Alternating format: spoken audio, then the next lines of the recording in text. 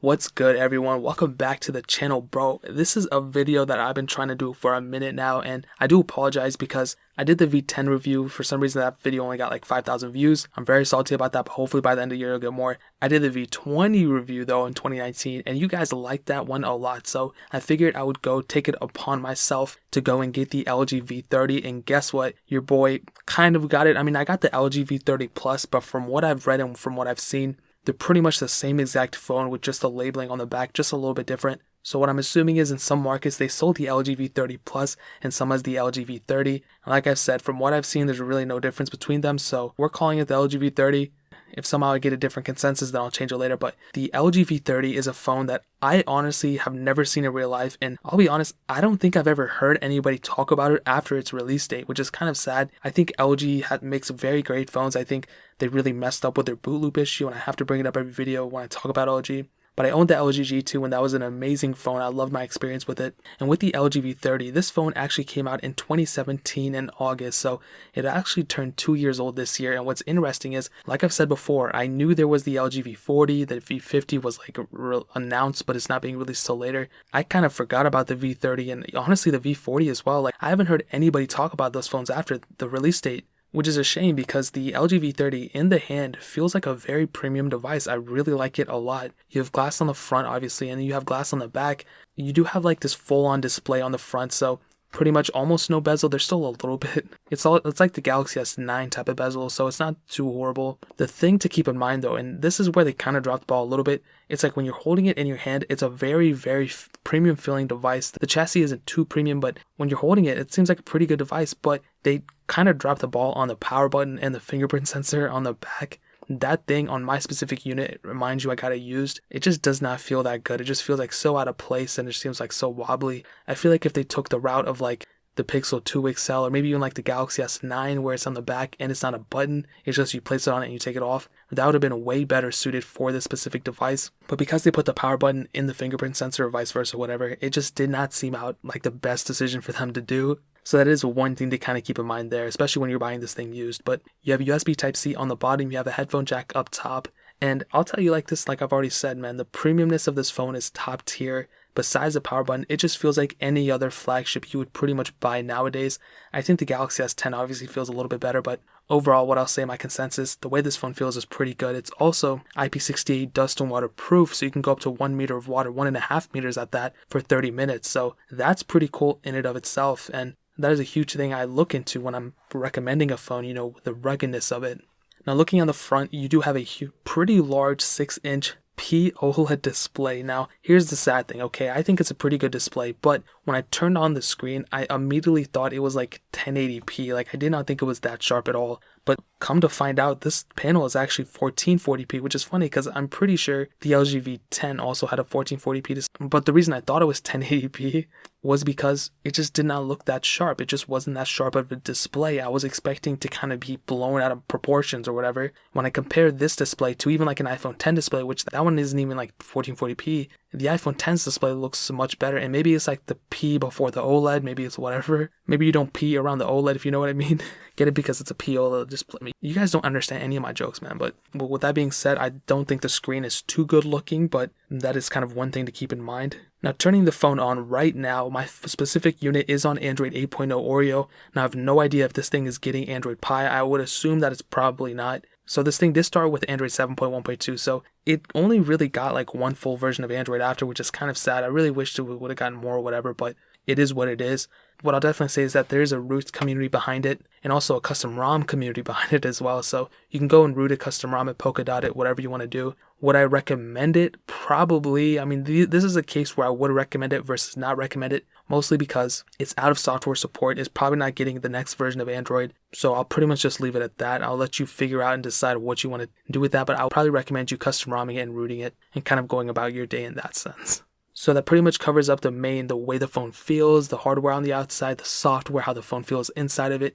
Now let's take an even deeper look inside of it and talk about the performance, okay? And this is a case where the phone, I feel like with the V30 line, especially with the LG V line, when I knew about the LG V10, even someone with the V20, it was like LG was just putting everything they had at that time to make a phone, and it almost was like reminiscent to the Galaxy Note line where Samsung just throws everything onto a phone and goes from there. And I feel like with this specific phone, I don't know, like when I'm using it, I mean, I've used a lot of phones from 2017. I've used the Pixel 2 XL, which isn't even that fast. I've used the Samsung Galaxy S8 and many different phones, and those phones, even up until now, still feel pretty fast. The Google Pixel 2 XL, not too much, but some other phones, I mean, I use them, I feel them, and they feel very good, and they perform very well as well. But this phone was definitely not a bad performer at all. This phone is definitely good. It'll be able to handle you just fine. I think it performs well. It has the Adreno 540 GPU, an octa-core CPU, Qualcomm Snapdragon 835 chipset, and 4 gigs of RAM. And from what I'm reading right now, apparently the V30 Plus is the version with 128 gigs. So it only says V30 Plus on the back if it is the 128 gig variant, but if it's the 64 gig variant, it doesn't say Plus on the back. So I guess I had to find out now. I'll probably put a disclaimer in the beginning of the video. But in terms of performance, I think it's good.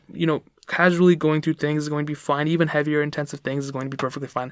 Literally whatever you're going to do with it, as long as you're not comparing it side by side to like a Galaxy S10, you're going to have a perfectly fine time using it. It's nothing bad at all. However, there are times where I'm like, this phone definitely feels more premium than how it's performing. I'll give you an example with Real Racing 3. That phone, they ranked up the graphics really high on that, so maybe that's the reason why, but it shouldn't necessarily be the fact that this phone is kind of glitching. I feel like it should be a little bit faster, and I know the RAM isn't the huge thing to kind of go about this. Maybe it's the Qualcomm Snapdragon 835 chipset that's inside of it, but I don't know, I was kind of expecting more from it, and again, this is a 2017 flagship phone, so it's not necessarily the newest thing, so I really shouldn't be going at it like this, so I apologize. But I don't know, maybe I was expecting more, but I would say this is definitely above average, but it's definitely not like a wow factor, if you will. But literally whatever you're going to do with it is going to be fine. I know you personally, and I know your usage isn't too crazy, so I think you'll be perfectly fine and ecstatic with the LG V30 or the V30 Plus, whichever storage variant you get apparently. I don't know why they made it like that, first of all, but that pretty much covers up the performance thing. Hopefully that makes sense to you. If it didn't, go ahead and reach out to me on my MySpace page, then we can go and talk about it further. But we're going to go ahead and move on to the camera. And like I said before, guys, I don't write scripts for my videos, so I'm literally going off by my performance, how I felt using the phone. So all these stupid jokes that I say are off the top of the dome. I'm going to start doing stand-up, so hopefully you guys go and support my stand-up career.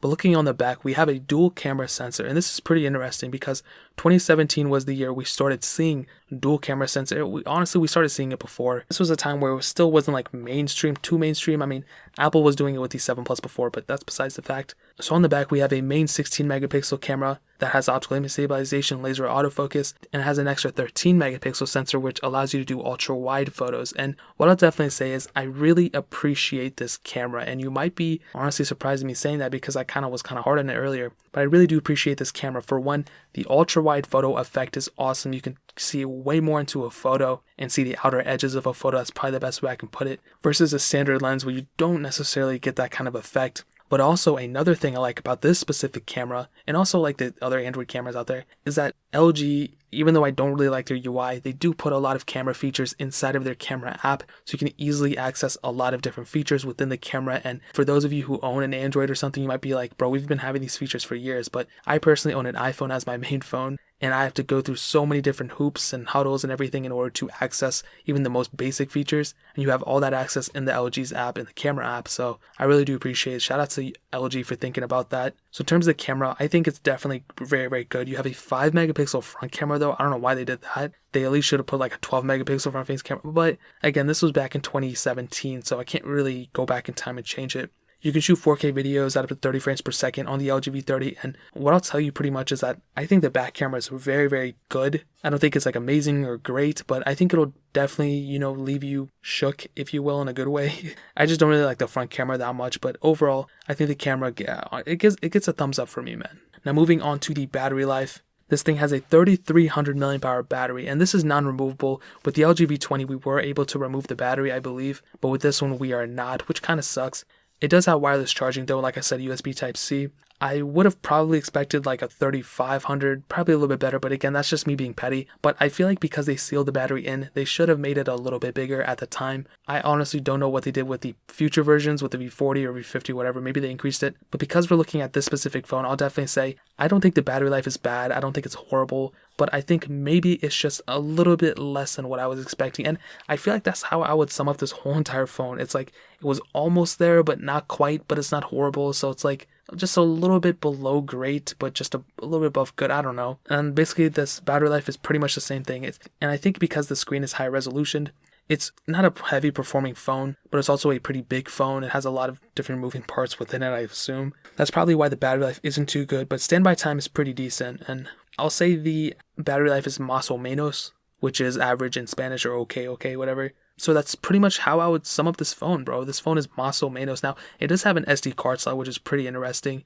Like I said, fingerprint sensor on the back, dual camera sensor, pretty fast performing phone. And well, how I'll definitely sum this up is to answer the question, is the LG V30 or the V30 Plus, whatever storage variant, that's so annoying, but is it worth it in 2019? What I'll definitely say is I think this phone is worth it in 2019. And even though I was kind of bashing it here and there, I have to factor in the age of this phone. This phone was not released yesterday. It's not necessarily competing with today's heavy-duty flagship phones. It was competing with 2017's flagship phones, so like almost 2 years ago. So with that being said, I mean, this phone has depreciated quite a bit in not only battery life, but also the price tag as well. So I found some of these, not necessarily the cheapest things on Amazon, but I found them pretty cheap on Amazon. So I'll go ahead and link one of those in the description as well. But I think another phone that pretty much comes close to this, that was also released in 2017, is the Google Pixel 2 XL. I would really highly recommend that one as well. All these phones have their different problems and everything, but if it was between this or a Pixel 2 XL, I would probably pick the Pixel 2 XL, honestly. So I'll go ahead and leave the cheapest one I found on Amazon, a Pixel 2 XL, linked in the description below. It'll be the first links down there. Make sure you buy anything you want through those links, because a little bit of that revenue comes back to the channel when we can do more videos like this and more giveaways and all those different things. But man, that is pretty much it. Hopefully you guys enjoyed the video. If you guys have any questions or anything, leave it down in the comment section below. Hit that like button, that don't mean so much, but definitely hit that subscribe button. Every single subscriber that we get really does count, so it'll mean so much if you guys could hit that. Also check out the other links down in the description as well. My Twitter, my Instagram, my second channel, all those links are linked down below. I'd really appreciate it if you guys could check it out. But more importantly than everything else, I love every single one of you guys. Hopefully I'll catch you guys in the next video. Peace out till then.